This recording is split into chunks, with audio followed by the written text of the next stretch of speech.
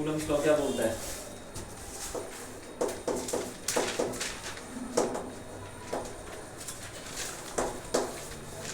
यहाँ से शुरू करते हैं, इससे एक थोड़ा सा हमने इससे पहले पढ़ा है, तो बहुत ही आसान चीज़ें हैं, एक बार तुम देखोगे तो हो जाएगा।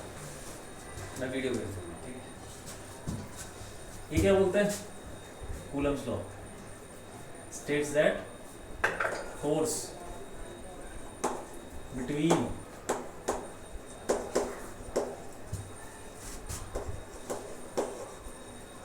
two charges, दो चार्ज के बीच में फोर्स लगता है, और वो कैसा होता है?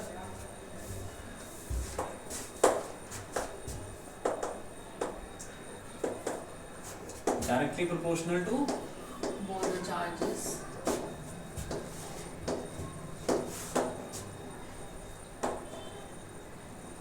product of the charges. Product of two charges.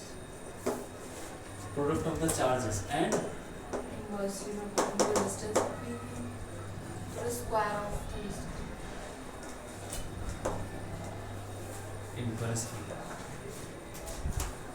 inversely proportional to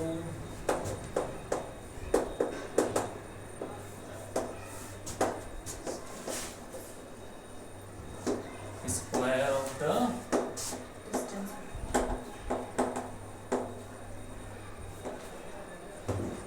distance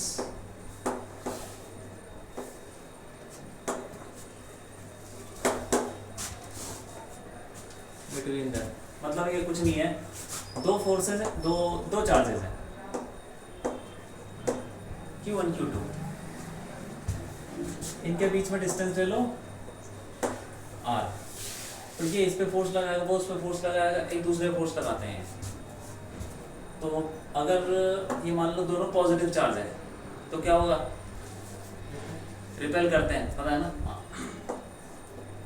ये इधर फोर्स लगाएगा, F कुछ होगा, F2 ले लो, और ये इधर, ये दोनों फोर्स बराबर है, बराबर ऐसे बराबर नहीं है, डायरेक्शन अलग है, लेकिन F1 उसका मैग्नीट्यूड इन दोनों की वैल्यू सेम है, लेकिन डायरेक्शन ऑपोजिट है, हमेशा ऐसा ही होगा। तो ये हो सकता है ये खींचे, अगर ये पॉजिटिव या नेगेटिव हो तो ये दोनों क्या होंगे? अट्रैक्ट करेंगे, तो वो तब भी फोर्स बराबर रहेगा, मतलब मैग्नीट्यूड, बस डायरेक्शन ऑपोजिट है, ठीक है। ऐसे फोर्स लगता है, या तो कोई चार्ज किसी को धक्का मारेगा या तो खींचेगा, बस यही कर सकता है और कुछ नहीं। और अगर एक चार्ज दूसरे को धक्का मार रहा है तो दूसरा चार्ज पहले को क्या करेगा? धक्का ही मारेगा। जैसे कि ये इसको क्या कर रहा है? धक्का मार रहा है। ये फोर्स कौन लगा रहा है इस पे? अरे वो लगा। तो भैया फिर वो F1 नहीं होना चाहिए? नहीं, बोलते नहीं ऐसे, फोर्स ऑन टू, क्योंकि वो वन फोर्स उस पे लगा रहा है ना, तो वो F1 होना चाहिए ऐसे तो। वो फोर्स ऑन 1 ड्यू टू 2 होना चाहिए। हाँ, मतलब F1 2 हम ऐसे लिख देंगे, बट अरे एक्चुअली लिखते पता कैसे? देखो, ये फोर्स किस पे लग रहा है? Q2 पे 2 पे, तो F2, और कौन लगा रहा है? 1, तो उसके आगे 1 लगा दो, हाँ। बस। ऐसे भी लिख सकते, कैसे भी लिख लो, कोई फर्क नहीं पड़ता। 1 पहले नहीं आना चाहिए। नहीं आना चाहिए।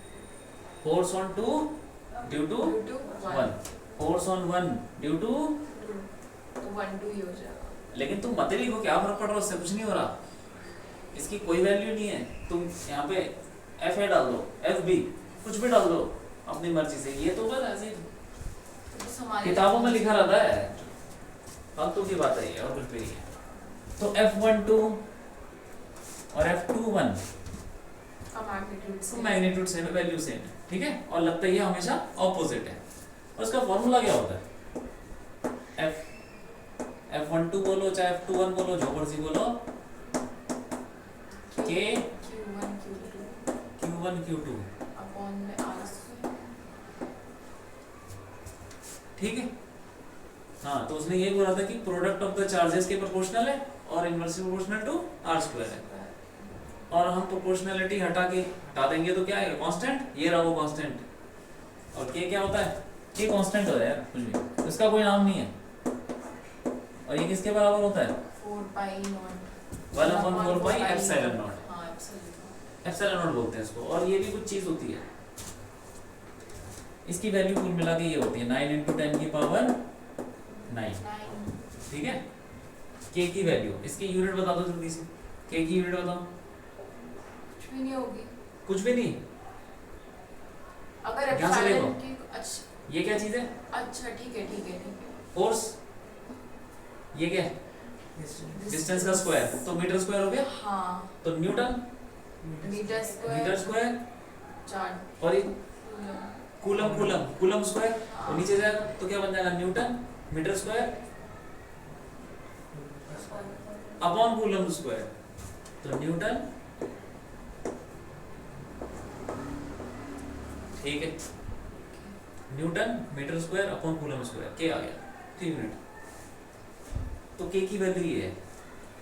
और एप्सिलॉन नॉट भी कुछ होता है, उसकी भी कुछ वैल्यू होती है 8.85 10 की पावर -12, ये वैल्यू होती है। मैं बताऊंगा क्या है इसकी यूनिट, बता क्या होगी एप्सिलॉन नॉट की, अपोजिट हो जाएगी के के बस। हाँ क्योंकि एप्सिलॉन नॉट ऊपर जाएगा के नीचे चला जाएगा, और के नीचे जाएगा तो फिर उसको रखेंगे यहाँ पे, क्या आएगा, coulomb square upon newton metre. ये दोनों रेसिप्रोकल है ना, 4 पाई भूल जाओ, 4 पाई की कोई यूनिट नहीं है, रेसिप्रोकल है, तो फिर एप्सिलॉन नॉट की यूनिट हो जाएगी जो के की रेसिप्रोकल की होगी, coulomb square upon newton metre. Coulomb square पर न्यूटन पर मीटर स्क्वायर, ठीक। अब इसको बोलते हैं क्या, इसको बोलते हैं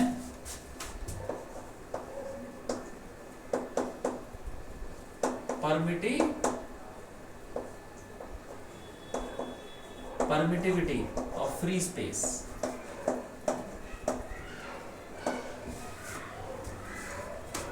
नाम है इसका परमिटिविटी ऑफ फ्री स्पेस। दो चार्ज रखे हुए हैं, इनके बीच में लग रहा है फोर्स, ये वाला, और ये याद रखो ये जो फोर्स है, ये फोर्स इन फ्री स्पेस बोलते हैं इसको। फ्री स्पेस मतलब यहाँ कुछ है ही नहीं, हवा तक नहीं है, वैक्यूम हो गया, वैक्यूम भी बोलते हो उसको, जो मर्जी, ठीक है, वैक्यूम और फ्री स्पेस। तो ये फॉर्मूला वैक्यूम पे है, अगर पानी वानी में किसी मीडियम में, ये दोनों चार्ज कहाँ रखे हुए हैं, फ्री स्पेस में, तभी लगेगा फॉर्मूला, अगर नहीं रखे होंगे तो नहीं लगेगा, ठीक है। और ये परमिटिविटी ऑफ फ्री स्पेस है, जैसे मान लो दो चार्ज है, इनके पीछे फोर्स लग रहा है, दो मैग्नेट मान लो, अब इसके पीछे फोर्स लग रहा है, तो ये एक दूसरे को खींचेगा। अब इसके बीच में किताब डाल दो, अब क्या उतनी ताकत से खींचेंगे, नहीं अलग ताकत से खींचेंगे। इसका मतलब जो किताब है वो परमिट नहीं कर रही, किसके लिए, फोर्स लगाने के लिए।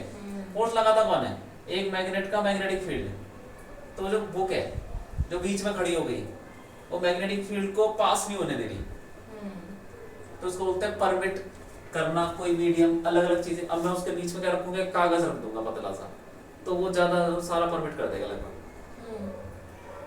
दो मैग्नेट के बीच में कागज रखोगे तो ज्यादा फर्क नहीं पड़ेगा, लेकिन कागज की गड्डी रख दोगे तो फर्क पड़ने लग जाएगा। तो परमिटिविटी यही होती है, मीडियम परमिट करता है कि अपने अंदर से कितना पास कराने दूं। अब दीवार आ जाए बीच में दो मैग्नेट के, तब तो पता ही नहीं चलेगा। तो हर मीडियम की क्या होती है, तो ऐसे ही फ्री स्पेस की भी परमिटिविटी होती है, कितना पास कराता है वो अपने अंदर से, ये ठीक है। अगर मैं पानी रख दूंगा दो चार्जेस के बीच में, तो पानी कुछ और ही कितना परमिट करता है वो अलग बात है, उसका कुछ अलग वैल्यू, ठीक है। ज्यादा इसके अंदर घुसने की जरूरत नहीं है, ये कांस्टेंट है फ्री स्पेस की परमिटिविटी, लिख डालो। मीडियम देखते हैं, अगर मीडियम में होगा, चार्ज रखे होंगे, force in medium,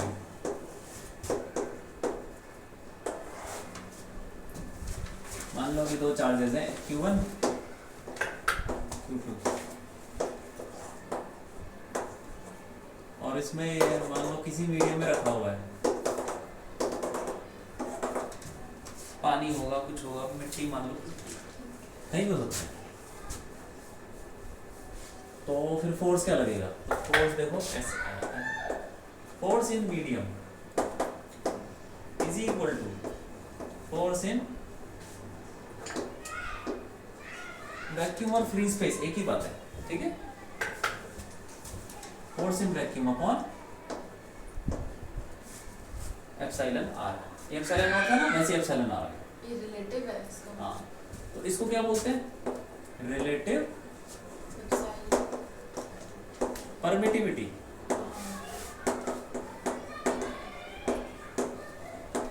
of medium, relative permittivity of medium epsilon r. इसका एक और नाम है, और डाइलेक्ट्रिक कांस्टेंट। एप्सिलॉन आर बोलो और कैपिटल के बोलो, एक ही बात है। फर्स्ट चैप्टर में हम एप्सिलॉन आर बोलेंगे, सेकंड चैप्टर में के बोलेंगे। ये क्या और वो के इक्वल थोड़ी है। अरे हाँ, ये के छोटा के है, इसका कोई नाम नहीं है, उसका नाम है, वो कैपिटल के है। डाइलेक्ट्रिक कांस्टेंट और रिलेटिव परमिटिविटी क्या है? सेम चीज, सेम। बस उसको कहीं कहीं पे जब हम कैपेसिटर पढ़ेंगे तो उसमें के यूज करते हैं, एप्सिलॉन आर यूज नहीं करते। एप्सिलॉन आर यूज करते हैं जब हम फोर्स निकालते हैं चार्जेस के बीच में, ठीक है वो सेम चीज। तुम यहाँ पे के भी डाल सकते हो, कोई फर्क नहीं पड़ता। अब ये के जो है ना 1/, तो फोर्स का फॉर्मूला क्या हो जाएगा? Force in vacuum medium, vacuum में क्या था फॉर्मूला? ये के Q1 Q2 bye are square. और इस के की जगह पे मैं ये भी रख सकता हूँ, देखो 1/4 पे एप्सिलॉन, तो क्या हो जाएगा? Q1 Q2 upon 4 pi epsilon naught r square लिख सकता हूँ ना, के की जगह पे डाल दिया और कुछ नहीं किया।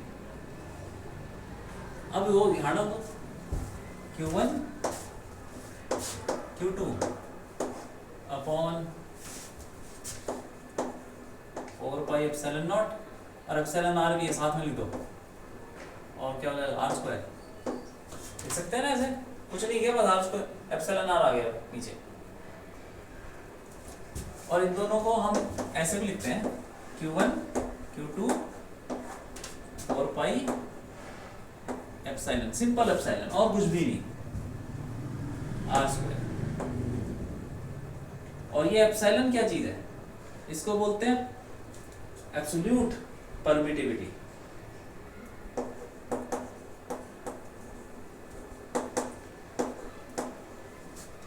तो 3 तरह की परमिटिविटी हो गई, फ्री स्पेस की, एक रिलेटिव, और ये एब्सोल्यूट। हाँ एब्सोल्यूट परमिटिविटी ऑफ मीडियम।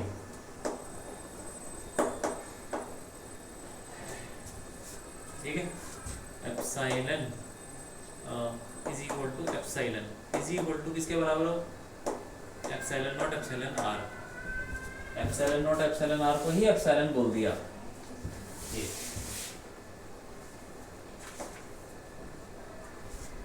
ठीक। अब बताओ कि इसकी यूनिट तो पता है ना? एप्सिलॉन आर की यूनिट बताओ क्या होगी?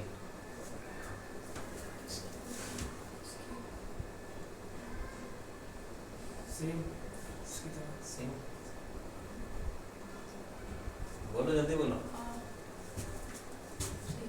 क्या सेम? डायमेंशनलेस है। यहाँ देखो, फोर्स और फोर्स कट गया, क्या बचा? कुछ नहीं। एप्सिलॉन आर की क्या है? डायमेंशनलेस। ठीक है, यूनिटलेस भी हुआ। हाँ यूनिट, कोई यूनिट नहीं, नो यूनिट नो डायमेंशन।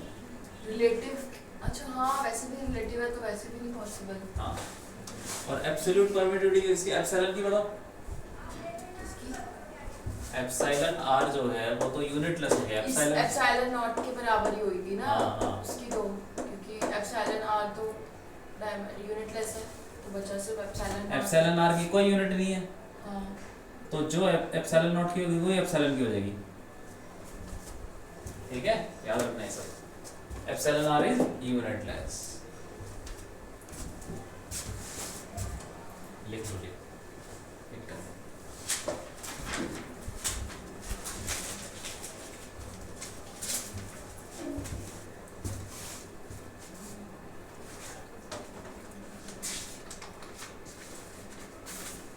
ये हटा दो ये वाला।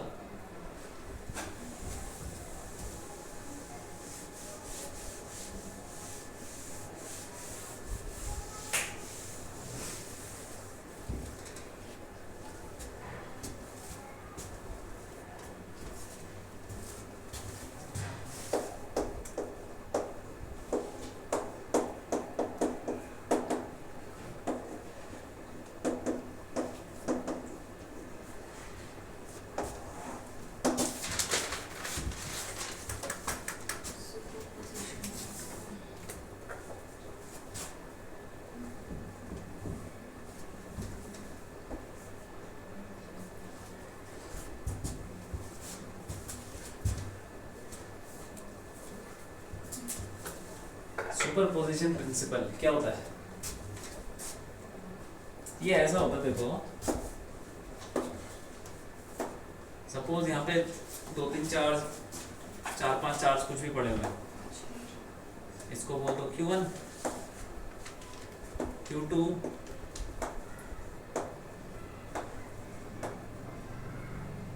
ये प्लस माइनस कुछ भी हो सकते हैं, मतलब कोई माइनस भी ले लेता हूँ, ले लूँ इसको माइनस ले लूँ, प्लस माइनस कुछ भी हो सकता है, ठीक है। तो अब मान लो कि मुझे किसी एक पे फोर्स निकालना है, टोटल फोर्स मान लो इस पे निकालना है, तो क्या करूँगा, ये जितने भी हैं इसके पास बैठे हुए वो सब फोर्स लगाएंगे, तो ये इस पे फोर्स लगाया, कहाँ लगाएगा, क्या करेगा उसको, अट्रैक्ट। हाँ क्योंकि नेगेटिव और पॉजिटिव है तो अपनी तरफ खींचेगा। ये F1 ले लो, नाम उसको तुम कुछ भी रख सकते हो, कोई फर्क नहीं पड़ रहा। ये क्या करेगा, उसको रिपेल करेगा, धक्का मारेगा, अपने से दूर धक्का मारेगा ऐसे। F2 बोल दो चलो, और वो ये भी रिपेल करेगा। F3। अब नेट फोर्स कैसे निकालेंगे, वेक्टर सम। फोर्स कैसी क्वांटिटी है, वेक्टर या स्केलर, वेक्टर। वेक्टर, तो हम कैसे ऐड करेंगे, वेक्टर ऐड, वेक्टर एडिशन। तो वो यही बोलता है, सुपरपोजिशन प्रिंसिपल क्या बोलता है, net force on a charge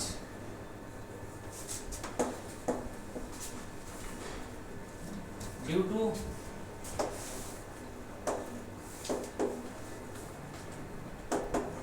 other charges, ठीक है।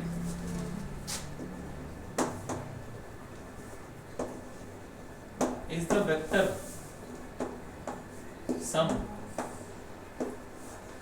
of all the forces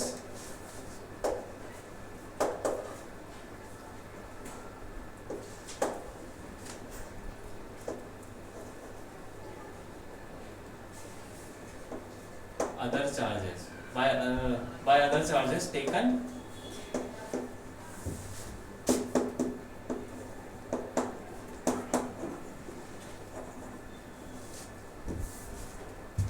individually, मतलब एक एक वही है, हर एक का फोर्स निकालो, सबको वेक्टर एडिशन कर डालो, ये बात है, ठीक है। वैसे एक सवाल करते हैं,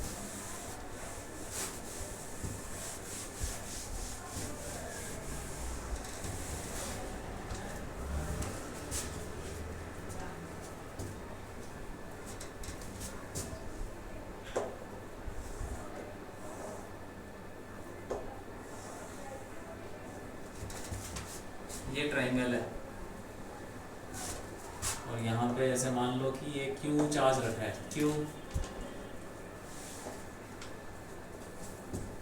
और इधर मान लो -2Q, ठीक है, -2Q और इधर भी -2Q। हमें इस पे फोर्स बताना है, इस पे फोर्स कितना लगेगा, ये ले लो डिस्टेंस कुछ ले लो, ये आर ले लो, ये भी आर, ये 90 डिग्री है, ठीक है। तो ट्राई करो सुनो, करो कोशिश करो, फोर्स निकालना है इस वाले पे, फोर्स ऑन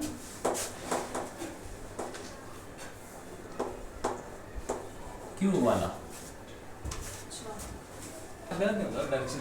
हाँ निकल गया।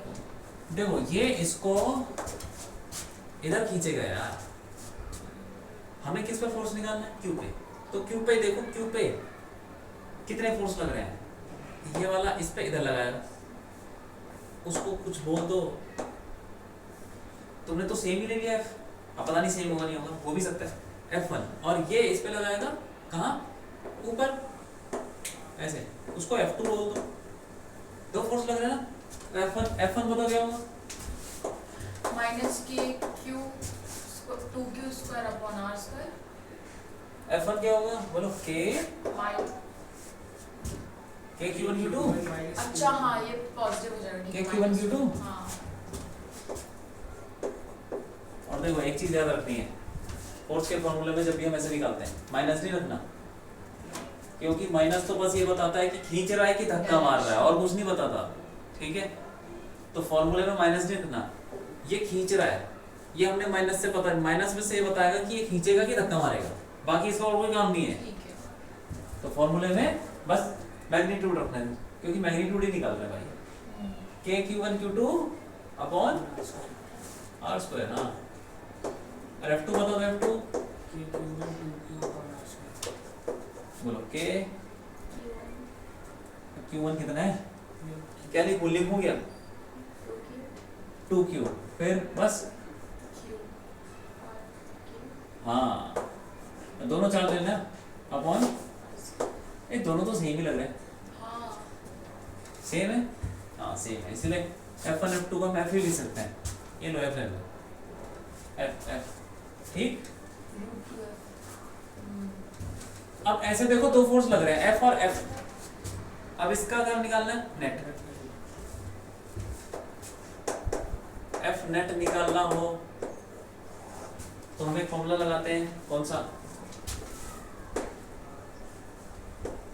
एक फोर्स का स्क्वायर प्लस दूसरे फोर्स का square plus 2F1 F2 cos theta, ये फॉर्मूला देखा है क्या 11th में, हाँ। तो यहाँ पे क्या करना है, दोनों फोर्स F1 है, दोनों बराबर ही अभी, तो बेसिकली फॉर्मूला ये है, दो तुम्हारे पास फोर्स हो या वेक्टर हो, उनके बीच में कुछ भी एंगल हो सकता है, वो ही एंगल, तो यहाँ पे F1 की जगह पे क्या डालना है, ये F ही है। हमारे क्वेश्चन में दोनों F1 F2 बराबर है, इसीलिए हमने F1 F2 की जगह F ही डाल दें, F square plus F square plus 0 2F square, cos 90 F1 भी F है F2 भी F है, और cos 90, cos 90 की वैल्यू क्या होती है बताओ, 0 होती है ना भाई, 0 हो गया, तो ये पूरा 0 हो गया, भूल जाओ, कितना बचा F square plus F square, कितना हो जाएगा 2F स्क्वायर, और F स्क्वायर तक बाहर आ जाएगा, बाहर आ जाएगा ना ये, तो √2 नहीं आया, √2 ऐसे छोड़ दो, √2 into F, और F कितना था, ये रहा जो √2K, अरे Q1 2 Q स्क्वायर भी कर सकते हो, हाँ Q square 2Q square by R square, आई बात समझ में, हाँ हाँ। तो ये है भाई नेट फोर्स, ठीक।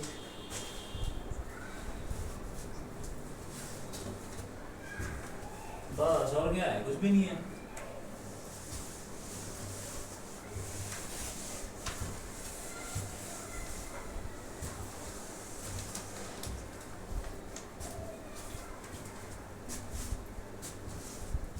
एक और क्वेश्चन का,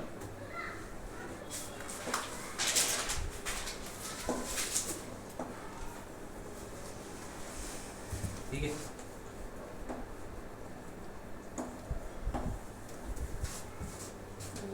ये दो चार्ज ऐसे रखे हुए, और जैसे यहाँ पे 3 चार्ज थे ट्रायंगल में रखे हुए, ऐसी एक और चार्ज है, 3 चार्ज है। एक तीसरा चार्ज कैपिटल क्यू यहाँ रखा है, और इनके बीच में कितना डिस्टेंस है टोटल r, ठीक है। और हमको ये बताना है कि ये जो कैपिटल क्यू है ये कहाँ पे रखें, कहाँ पे मतलब इस लाइन पे कहाँ रखें, मतलब ये कितना दूर होना चाहिए यहाँ से x, जिससे कि इसके ऊपर फोर्स ना दे। 0 जीरो हो जाए। Find x if,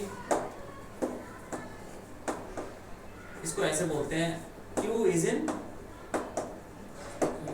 equilibrium. Equilibrium point. Equilibrium का मतलब net force zero. 0।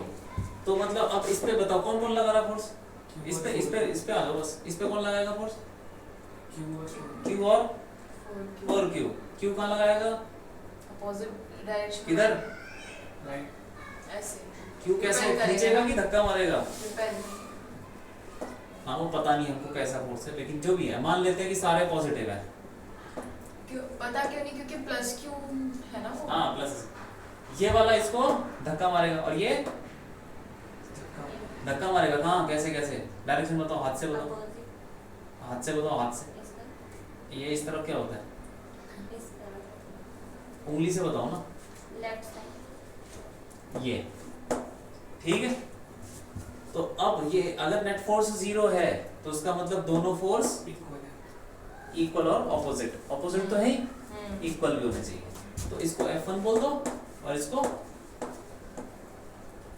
F2, F1 is equal to F2 निकालो भाई। एक में डिस्टेंस r और एक में r माइनस x लेंगे।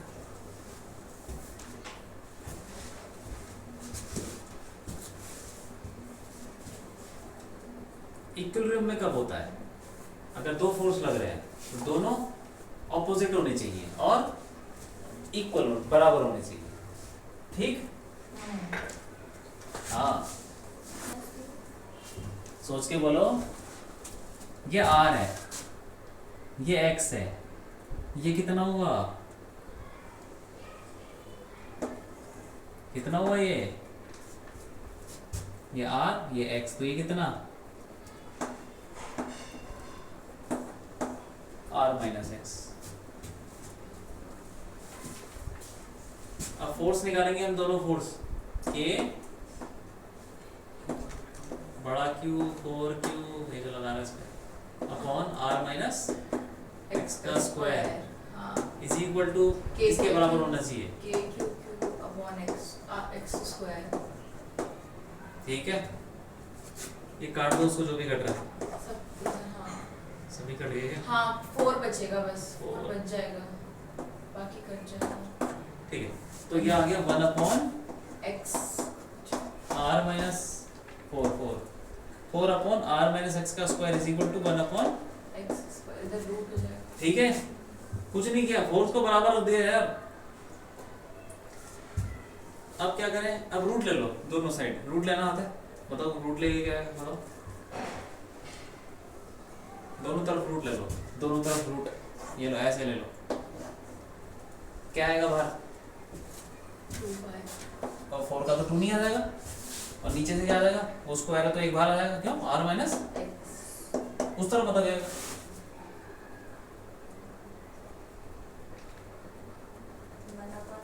बस ये छोटी छोटी कैलकुलेशन आनी चाहिए। अब मल्टीप्लाई कर लो उसको इधर उधर, 2x is equal to R minus x, x r by minus x उधर जाएगा 3x हो जाएगा, तो 3x is equal to R, x की वैल्यू r by 3।